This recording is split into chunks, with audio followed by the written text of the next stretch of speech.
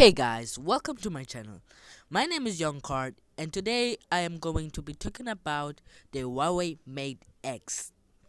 So the Huawei Mate X is a foldable phone from Huawei company.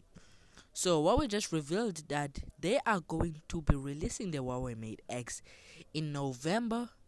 I don't know the specific date, but it's in November. Okay. So the Huawei seems to be a promising phone. It has Kirin 980 chipset, and it seems to be a good phone. Now let's talk about the elephant in the room. Let's talk about the main problem. The Huawei Mate X is not gonna have any of the Google services. So if you are a Google services user, this is gonna be affecting you.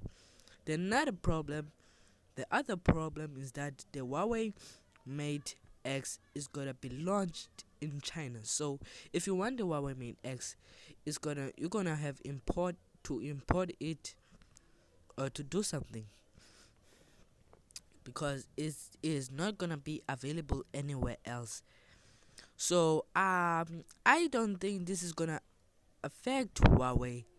Of course it is gonna affect Huawei, but not that much.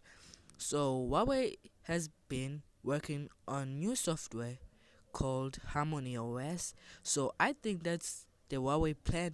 Huawei is gonna go with a plan to make their own operating system, so they don't have to depend on Android anymore and Google services.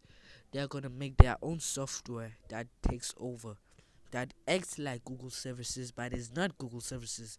So in my take, this phone is gonna compete with the Samsung Galaxy foldable, Samsung Galaxy Fold.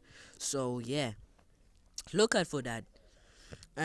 And also guys, if you are new to the channel, please subscribe and leave a like, leave a thumbs up, be the cool guy, and hit the notification bell to get updated whether we drop new content. Thanks.